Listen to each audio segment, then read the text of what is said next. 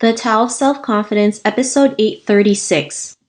Welcome to the Tao of Self-Confidence, where I share stories of amazing women who have discovered their inner journey to self-confidence.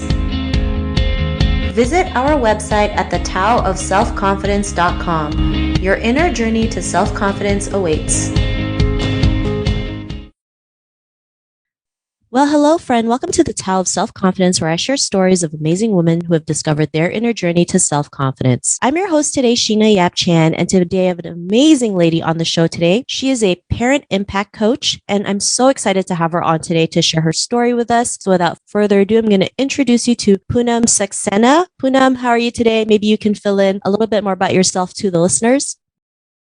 Thank you so much, Sheena. I'm so excited to be here. So I am a parent impact coach. And basically what that means is I help parents navigate the education system. So many times parents feel like they're the outsiders of their children's trajectory and their educational planning. And that's not the case. So I help parents break down those preconceived barriers and work with the teachers and administrators to develop a cohesive team so that the child can benefit.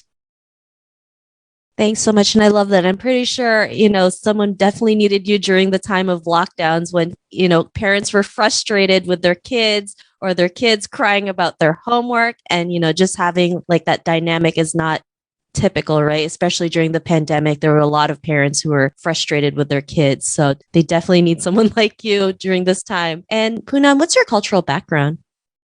So my parents are from India, and they immigrated here in the 1960s to rural Georgia. And that's where I was born in the South and raised in Georgia. So yes, my culture a generation ago is Indian, but I obviously am an American by nationality, but I will say that I try to retain as much of my culture as possible because I feel it's so important not to lose the journey that our families have taken.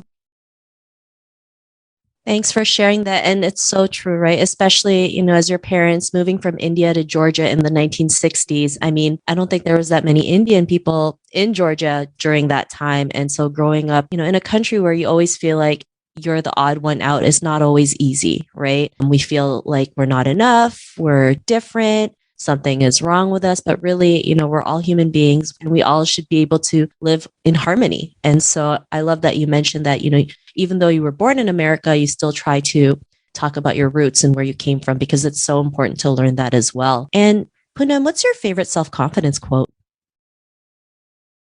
I would say that it is to be true to yourself. I think especially as Asian women, we want to be someone we aren't, or we want to be what others perceive that we should be. And that's not true to ourselves. So I think we have to be honest within ourselves, but we also have to be confident enough in ourselves to not let anyone else sway us in the process and allow us to believe that we are less than, because Asian women are on the move. So everybody kind of needs to step back because we've got this.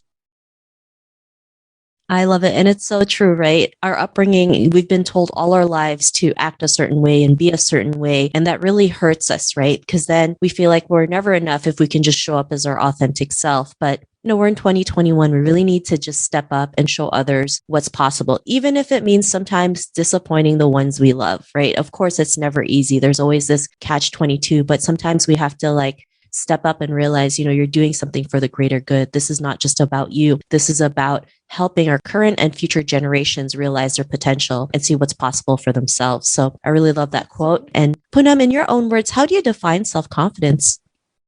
I define self-confidence as owning your instincts, owning your beliefs, and knowing that you can accomplish anything you want to. We just have to allow ourselves to believe that we can do it. And so much of, especially Asian women, I'm finding more and more as I'm talking to more Asian women, we don't trust our instincts because everyone is telling us something different. And we aren't sure what to do. But if we can step out of the bubble that we live in and reassess and connect with our inner selves, we know what we want to accomplish and how we want to get there. So that's what I would say. Thanks for sharing that. And I know I've been guilty of not trusting my instincts or trusting my gut, right? Because of how we're brought up. We tend to second guess ourselves. As women, we tend to take longer in the decision making process. And sometimes we need to learn to just make the decision and just course correct along the way. Because yes, we're going to make mistakes. Yes, not everything's going to be perfect. And we have to be okay with that because we're going towards a huge purpose, right? And of course, half the time we have no clue what we're doing and we have to be okay with that. Especially as women, we have to realize we're more capable than we realize. And if we just learn to figure things out along the way, we can accomplish so much. And so sometimes that also means trusting your instincts, even if it doesn't look like how you pictured it. I mean, everything will make sense in the long run. So I really love that definition that you mentioned. And Punam, what was your life like before your discovery of self-confidence? Like I said, I grew up in the 60s and 70s in rural Georgia. So there wasn't a lot of opportunity for me to be around like minded people. So I was lost for a lot of my life. I never thought that I had the power to be who I wanted to be, the inner power. And when I turned 40 many years ago, I started running, and I can't even tell you why, right? How many Asian people run? Very few. But I wanted to start running because in my community, there were a lot of runners. And I thought, well, maybe I should try this. And what started out as just wanting to do a 5K has turned into a passion of running marathons and keeping healthy. And slowly I started to find that I could really do whatever I wanted. And so since then, I started a podcast. I've written a book. I've done a TEDx. One small thing that you believe may not have any impact on your life can change it forever. So I would say that my journey was very tumultuous growing up. We were the only Indians in our community for a very long time. But I guess when I hit 40, I decided it just didn't matter what anybody else thought. And it was now or never. I've lived half of my life. So what do I have to lose? And so I started running has transformed my life in more ways than health. So that's where I got my self-confidence, putting on a pair of running shoes. Thanks for sharing that. And I also run. I mean, I don't run marathons, but I'll go jog, for about half an hour to an hour. And for me, it's my form of therapy. It's my form of meditation because it's where I can just mind dump everything, right? And just kind of recharge, right? And when you have like so many things in your head, and especially as women, we tend to overthink everything, right? Just having that time to myself, just walking, jogging outside in the nice weather just keeps me calm and helps me like realize, you know what, it's going to be okay. It's going to be okay. And I actually interviewed another lady a couple years back too, and she had a goal of running 50 marathons before she turns 50. I think she's at like 45 or 46, but she's just phenomenal being able to do that, right? And it's so crazy when you set a goal and you just go out there and do it without overthinking it, what you can accomplish, like what you did. You just decide to put a pair of running shoes on and just go. It's kind of like Forrest Gump, right? He had the same notion. He just decided to run and he didn't know where he was running, but he just kept doing it. And everybody just saw his passion for running and people followed him because even though they didn't know what was going on or where he was going, they know he was going somewhere and they were going to go there like along for the ride. And so I really love that you mentioned that. And yeah, I think once you turn 40, because I just recently turned 40, you have just this mindset of like, you know what, who cares? Like, I've been through so much. Like if I get rejected, it's not the end of the world. If something happens to me, it's not the end of the world. Like you kind of just stop caring a little bit less and just go out there and do your thing. And especially during the pandemic when everyone has been like frustrated and exhausted and feeling like there's no hope. It's up to us to just step up and do the things that we want. So, but I'd love to know, like, how did you get into parent impact coaching, right? What was that aha moment that led you to that? Because I mean, first of all, I've never heard of a parent impact coaching. And then it's not typical for Indian women to go and do something like that, right? I usually have conversations with people like, especially for Asian women, when we go out there and do our own thing, we're not taken seriously by our family members, right? Half the time they're like, are you doing that thing? Or especially when you're in business with a man, right? Most people like to deal with the men more because they think they know more than the women, which most of the time is the opposite, right? Let's just get that out. But yeah, what was that aha moment that made you realize to set this path that you're in?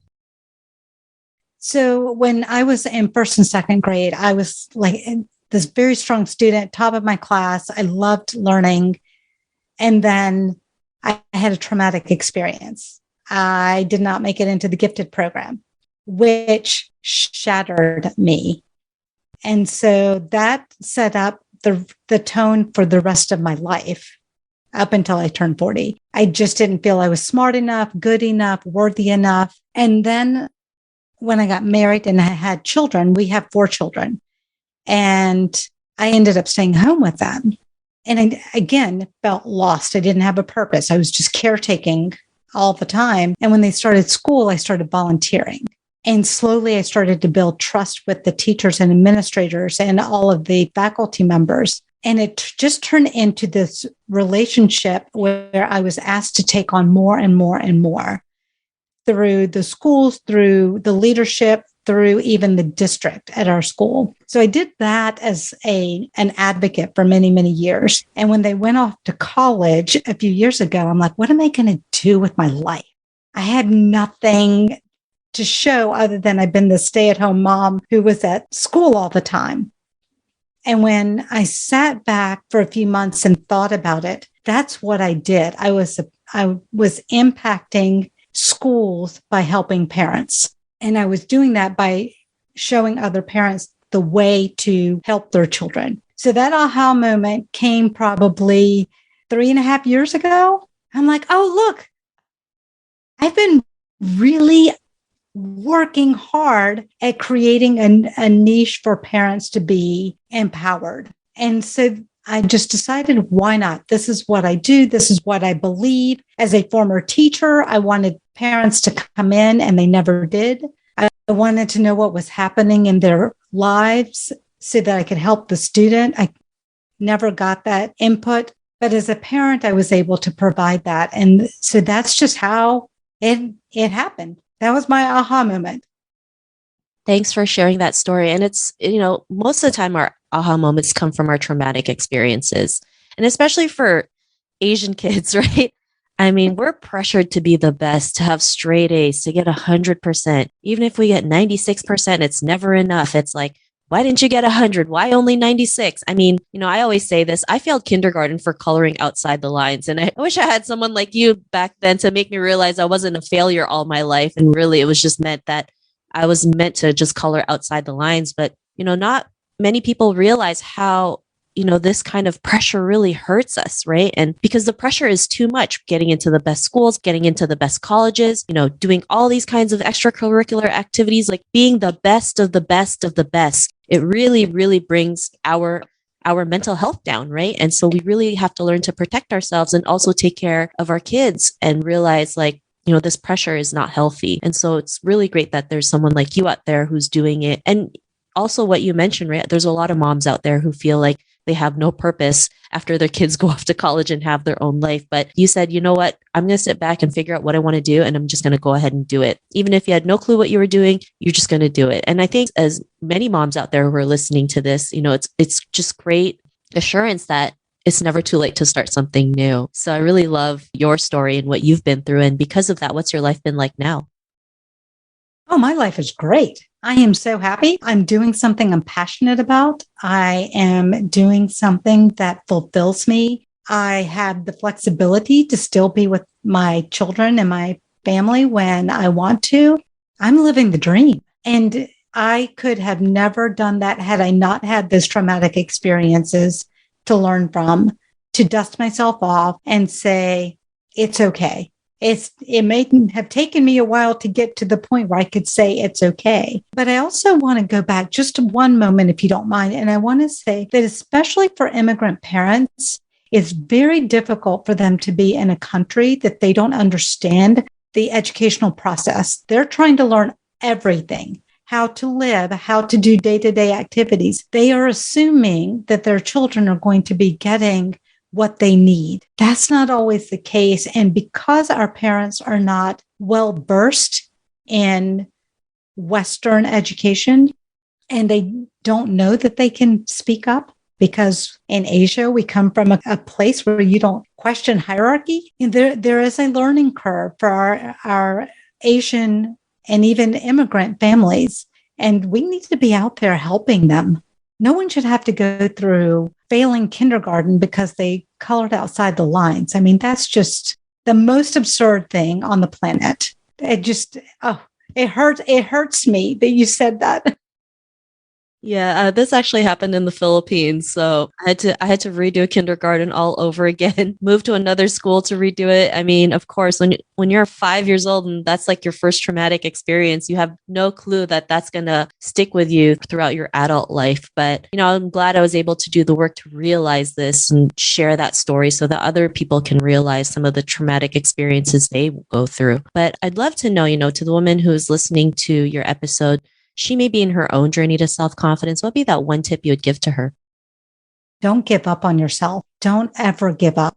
You may not be where you want to be or in the situation you wish to be, or you may not accomplish the goal that you had set, but that doesn't mean that it makes you not worthy. Self-confidence comes from all different places, and ensuring that we are flexible and we are moving with the flow is so important. And I tell my kids this all the time. You are where you're supposed to be right now. I, as your parent, can pull all the strings I know and do all the research and provide you all the resources that I can. But at the end of the day, you are exactly where you're supposed to be today. And be okay with that.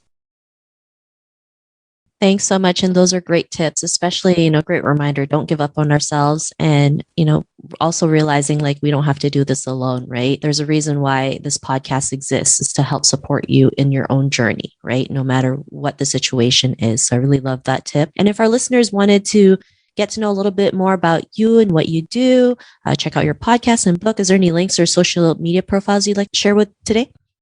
Yeah, and so you can find all the information about me at edu-me.net, and you can follow me on social media at the EduMe. I am on Instagram, Twitter, Facebook, LinkedIn. I don't know. There's so many out there, but I try to stay engaged with women, especially because they're generally the caretakers of their children. So you'll find me on those platforms trying to inspire you. Thanks so much. And to our listeners, if you want to connect with Punam, you can also head on over to thetaoofselfconfidence.com and search for Punam's name. Her show notes will pop up along with everything else that we talked about. And I really just want to thank Punam today for taking the time to share her story with us. So thank you so much. Thank you so much. It's been an honor to speak with you today. Not a problem. It was really great having you on the show. And to our listeners, be on the lookout for another new episode of another amazing woman's journey to self-confidence. And we'll talk to you soon. Bye for now. Thank you for tuning in to another amazing episode of the Tao of Self-Confidence. Get your free self-talk tape for building self-confidence by visiting our website at thetaoofselfconfidence.com. Your inner journey to self-confidence awaits.